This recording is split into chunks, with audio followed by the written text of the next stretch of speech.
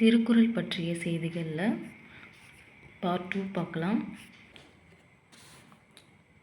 So முன்னாடியே சொன்ன மாதிரி சில பேசிக் இன்ஃபர்மேஷன்ஸ். ஞானத்தை விரும்புவோருக்கு திருக்குறள் ஒரு ஞான நூல், கவிச்சுவை விரும்புவோருக்கு காவியம், காமச்சுவை விரும்புவோருக்கு காம நூல். ஸோ இந்த மாதிரி எல்லாமே இருக்குது திருக்குறள்லாம் சொல்லியிருக்காங்க. இதில் முக்கியமான இன்ஃபர்மேஷன், திருக்குறளின் பெருமையை சிறப்பிக்கும் நூல் எதுனா திருவள்ளுவ மாலை. தமிழுக்கு கதினா திருக்குறளும் கம்பராமாயணமும் தமிழுக்கு கதி. இது ஒரு ப்ரீவியஸ் இயர் கொஷின் தான். உலகில் நாகரிகம் முற்றிலும் அழிந்துவிட்டாலும் திருக்குறளும் கம்பன் காவியமும் இருந்தால் மட்டும் போதும், அதனை புதுப்பித்து விடலாம் என்று கூறியவர் ராபர்ட் கால்டுவெல். இது ஒரு இம்பார்ட்டன்ட் கொஷின். இதுவுமே ப்ரீவியஸ் இயரில் கேட்டிருக்காங்க. உலகினில் நாகரிகம் முற்றிலும் அழிந்துவிட்டாலும் திருக்குறளும் கம்பன் காவியமும் இருந்தால் போதும், மீண்டும் அதனை புதுப்பித்து விடலாம் என்று கூறியவர் ராபர்ட் கால்டுவெல். அந்த காலத்திலேயே 10 பேர் உரை எழுதியிருக்காங்க. அந்த 10 பேர் யார் யாருன்னா தருமர், மணக்குடவர், தாமத்தர், நச்சர், பருதி, பரிமேலழகர், திருமலையார், மல்லர், பரிபெருமாள், காளிங்கர். 10 பேர் எழுதியிருக்காங்க. இதுவுமே ஒரு இம்பார்ட்டன்ட் கொஷின். இதில் பொருந்தாததை தேர்ந்தெடுத்து எழுதுங்கன்னு சொல்லிட்டு இப்போ 3 பேர் இதை கொடுத்துட்டு ஒருத்தர் வேறு ஒரு ஆத்தர் மாதிரி கொடுத்து கேட்கலாம்.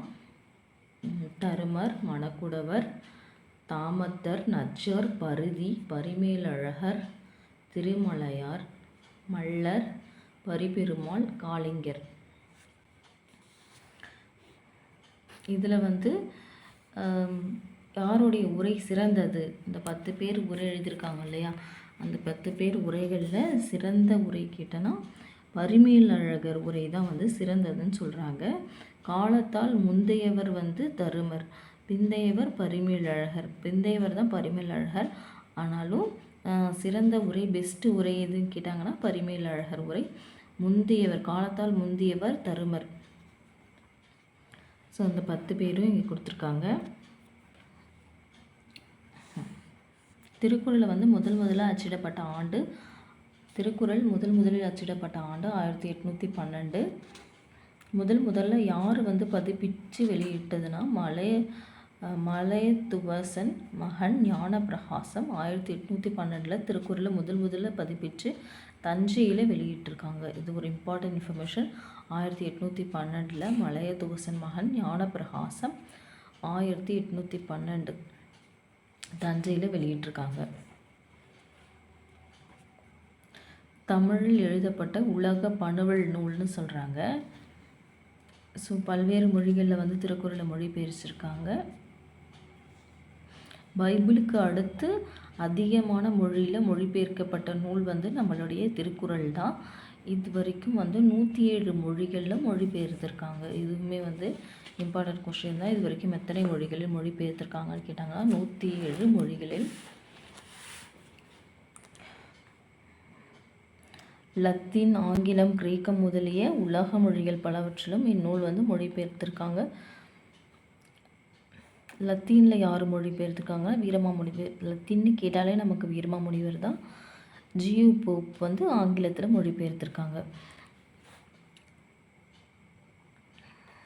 திருக்குறளை பற்றின சில செய்திகள் கொடுத்துருக்காங்க. முதல்ல அச்சிடப்பட்ட ஆண்டு 1812. யார் அச்சிட்டாங்க? முதல்ல 1812 மலையத்துவசன் மகன் ஞானப்பிரகாசம் தஞ்சையில் வெளியிட்டிருக்காங்க.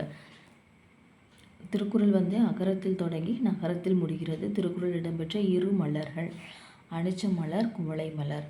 திருக்குறள் இடம்பெற்ற 2 மலர்கள் அனிச்சம் மலர், குவளை மலர். திருக்குறளில் இடம்பெற்ற ஒரே ஒரு பழம் நெருஞ்சி பழம். திருக்குறளில் இடம்பெற்ற ஒரே ஒரு விதை குன்றிமணி விதை. திருக்குறளில் இருமுறை வரும் ஒரே ஒரு அதிகாரம் குறிப்பறிதல். திருக்குறளில் இடம்பெற்ற 2 மரங்கள் பனை மரம், மூங்கில் மரம். திருக்குறளில் மூலத்தை முதலில் அச்சிட்டவர் தஞ்சை ஞானப்பிரகாசர். முதலில் உரை எழுதியவர் மணக்குடவர். முதலில் உரை எழுதியவர் மணக்குடவர். கோடி என்ற சொல் 7 இடங்களில் இடம்பெற்றுள்ளது. 7 என்ற சொல் 8 குறட்பாக்களில் இடம்பெற்றுள்ளது. கோடி என்ற சொல் எத்தனை முறை வந்திருக்கு? 7 இடத்துல வந்திருக்கு. 7 என்ற சொல் எத்தனை முறை வந்திருக்கு? 8 குறட்பாக்களில் வந்திருக்கு. 8 குறட்பாவில் வந்திருக்கு. கோடி என்ற சொல் 7 இடத்துல இடம்பெற்றிருக்கு. 7 என்ற நம்பருக்கும் திருக்குறளுக்கும் நிறைய தொடர்பு இருக்குன்னு சொல்கிறாங்க. ஏன்னா திருக்குறள் 7 சீராலானது. 133 அதிகாரத்தை 3த்தையும் ஆட் பண்ணால் 7ன்னு வரும். அந்த மாதிரி 1330 குறளை ஆட் பண்ணால் 7ன்னு வரும். உடைமைன்னு முடிகிற அதிகாரங்கள் 10 இருக்குது. அன்புடைமை, அடக்கவுடைமை, ஒழுக்கமுடைமை, பொறையுடைமை, அருளுடைமை, அறிவுடைமை, ஊக்கமுடைமை, ஆள்வினை உடைமை, பண்புடைமை, நாணுடைமை. திருக்குறளை பற்றிய கவிதை ஒன்று இருக்குது. உரை ஊற்றி ஊற்றி பார்த்தாலும் புளிக்காத பால், தந்தை தந்த தாய்ப்பால் முப்பால்னு சொல்லிட்டு அறிவு மொழின்றவங்க ஒரு கவிதை எழுதியிருக்காங்க.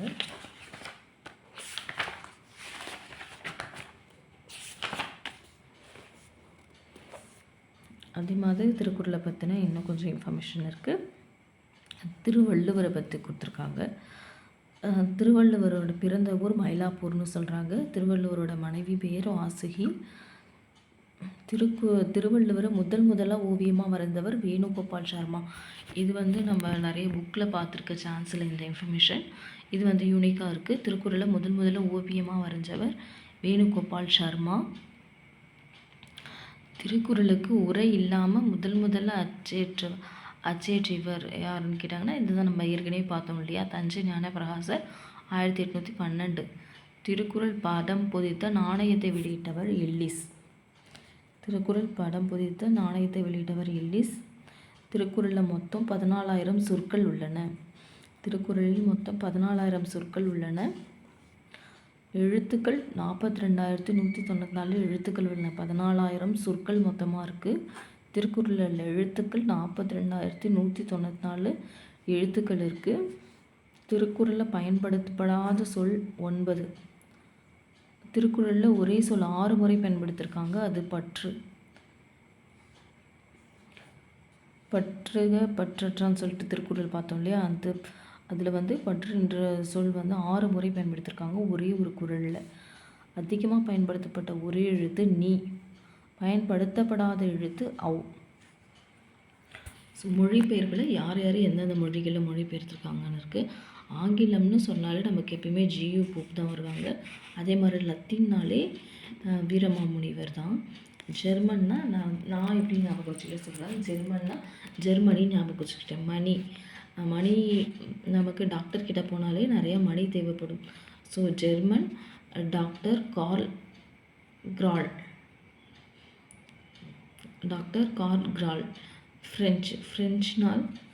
ஃப்ரெஞ்சுனா ஃப்ரெஞ்ச் ஏரியான்னு ஞாபகம் வச்சுக்கோங்க. French Ariel. வடமொழினா அப்பர் தீட்சிகர். வடனாலே எங்கள் அப்பாவுக்கு ரொம்ப பிடிக்கும் அப்படின்னு சொல்லிட்டு நான் ஞாபகம் வச்சுருக்கேன். வடமொழி அப்பர் தீட்சிகர். ஹிந்தி படத்தில் தான் அதிகமாக பீடி குடிக்கிறது, ஜெயிலு அதெல்லாம் அதிகமாக காட்டுவாங்கன்ற மாதிரி ஞாபகம் வச்சுக்கோங்க. ஹிந்தியில் பிடி ஜெயின். அந்த மாதிரி தெலுங்கில் பிள்ளைன்னு தான் அதிகமாக கூப்பிடுவாங்க. தெலுங்கில் வைத்தியநாத பிள்ளை. இப்போ நம்ம வரைச்சிக்கிட்ட சொல்லலாம். ஆங்கிலம் ஜியு போப். லத்தீன் Veeramamunivar. German doctor Karl Graul மாதிரி வரும். French Ariel. வடமொழி அப்பர் தீட்சிகர். ஹிந்தி பிடி ஜெயின். தெலுங்கில் பிள்ளை, வைத்தியநாத பிள்ளை. ஆங்கிலத்தில் மொழிபெயர்த்த இந்தியர்கள். இவங்கெல்லாம் இந்தியர்கள், ஆனால் ஆங்கிலத்தில் மொழிபெயர்த்திருக்காங்க. ஸோ பேரை பார்க்கும்போதே தெரியும் நமக்கு இந்தியர்கள்னு. பாலசுப்ரமணியம், வாவேசு ஐயர், ராஜாஜி, ராமசாமி இவங்க எல்லாருமே ஆங்கிலத்தில் மொழிபெயர்த்திருக்காங்க.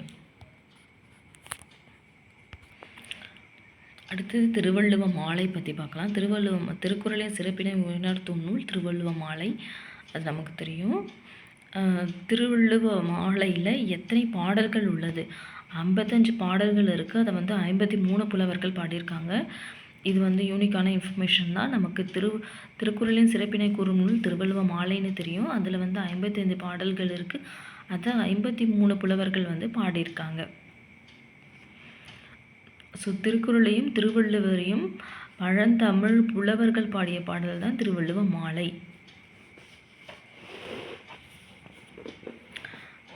இதில் 2 பாட்டு எக்ஸாம்பிளுக்கு கொடுத்துருக்காங்க. என்று புலரா தியானர் நாட்செல்கினும் நின்றலர்ந்து தேன் பிளிற்றும் நேர்மையதாய் குன்றாத செந்தழல் கற்பகத்தின் தெய்வ திருமலர் பொன் மண்புலவன் வள்ளுவன் வாய்சொல். இது வந்து இறையனார் இயற்றியிருக்காரு. இதோடைய பொருள் வந்து என்றைக்குமே அந்த கற்பக மலருடைய வாசனை வந்து கொஞ்சம் கூட குறையாமல் எல்லா திசையிலையும் எப்படி வீசிக்கிட்டு இருக்கோ அந்த மாதிரி திருவள்ளுவருடைய திருக்குறள் வந்து எல்லா திசையிலையும் புகழ் மாறாமல் பரவிக்கிட்டு இருக்குன்ற மாதிரி அர்த்தம் வரும். இது வந்து திருவள்ளுவ மாலையில் வர ஒரு பாடல். அதுக்கப்புறம் பாலெல்லாம் நல்லாவின் பாலாகுமோ, பாலெல்லாம் நல்லாவின் பாலாமோ, பாரில் உள்ள நூலெல்லாம் வள்ளுவன் செய் நூலாகும். எல்லா பாலும் நல்லானா நல்ல பசுவினுடைய பால்னு அர்த்தம். நல்லாவின்னா நல்ல பசுவினுடைய பால். ஸோ எல்லா பாலும் நல்ல பசுவினுடைய பாலாகாது, அந்த மாதிரி எல்லா நூலும் திருவள்ளுவருடைய நூலாகாதுன்னு சொல்கிறாங்க. இதுவுமே திருவள்ளுவ மாலையில் வர ஒரு பாடல் வரிகள் தான். அதுக்கப்புறம் 8th புக்கு ஓல்டு புக்கில் இருக்கிற ஒரு பாடல். தினையளவு போதா சிறு புல் நீர்கண்ட பனையளவு காட்டும் படித்தால் மனையழகு வள்ளைக்கு உறங்கும் வளநாட வள்ளுவனார் வெள்ளை குரட்பா விரி. இது வந்து கபிலர் பாடிய பாடல். இது வந்து நம்ம ஏற்கனவே படிச்சிருப்போம். தினையளவு போதா சிறுபுல் நீர்கண்ட பனையளவு காட்டும் அப்படின்றது வந்து நிறைய குவாட்ஸில் படிச்சிருப்போம். இது வந்து கபிலர்னு நமக்கு தெரியும். அடுத்த 2 அடிகளையும் நல்லா படிச்சுக்கலாம். வெள்ளைக்கு உறங்கும் வளநாட வள்ளுவனார் வெள்ளை குரட்பா விரி. கபிலர். உலகை பாட்டுடைய இசையை கேட்டு அந்த நாட்டில் இருக்கிற கோழிகள்லாம் தூங்குமா, அப்படி ஒரு சிறப்பான நாட்டை உடைய மன்னனே, அந்த சிறு புல்லில் இருக்கிற பனைத்துளியில் கூட அந்த பனை மரம் வந்து முழுசாக காட்டும் அப்படின்னு சொல்லிட்டு ஒரு அறிவியல் செய்தியும் அதெல்லாம் சொல்லியிருக்காங்க.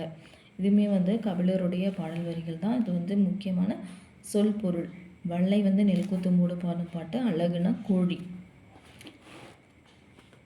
ஓமையாக என்ன பாடியிருக்காங்க, சிறு புல்லுடைய தலையிலையும் அந்த சிறு புல்லில் கூட அந்த பனைத்துளியில் வந்து உயரமான பனை மரத்தோட உருவத்தை காட்டுன்றது ஒரு அறிவியல் கருத்து. ஒளியை கோட்டமடைய செய்தனால் தொலைவில் உள்ள பொருளின் உருவத்தை அண்மையில் தோன்றும்படி செய்யலாம்னு சொன்னவர் கலிலியோ கலிலி. இந்த செய்தியை வந்து கபிலரும் வந்து அந்த பாடலில் சொல்லியிருக்காருன்ற மாதிரி சொல்லுவாங்க. கபிலருடைய காலம் 2ஆம் நூற்றாண்டு. ஸோ இது எப்படி ஞாபகம் வச்சுருக்காங்கன்னா, திருக்குறள் ரிலேட்டடாக தான் வருது. திருவள்ளுவ மாலை திருவள்ளுவரும் நம்ம 2ஆம் நூற்றாண்டுன்னு சொல்கிறோம். அதே மாதிரி கபிலருக்கும் 2ஆம் நூற்றாண்டை சார்ந்தவர், சங்க காலத்துக்கு பின் வாழ்ந்தவர்னு சொல்கிறாங்க. அதுக்கப்புறம் இந்த இன்ஃபர்மேஷன்ஸ் எல்லாமே பார்த்தாச்சு. நெக்ஸ்ட்டு வந்து திருக்குறள் ஸ்டார்ட் ஆகுது. திருக்குறள் ரிலேட்டட் இன்ஃபர்மேஷன்ஸ் எல்லாமே பார்த்தாச்சு. அடுத்த பார்ட்லேருந்து ஒவ்வொரு அதிகாரமாக நம்ம திருக்குறள் பார்க்கலாம். தேங்க்யூ.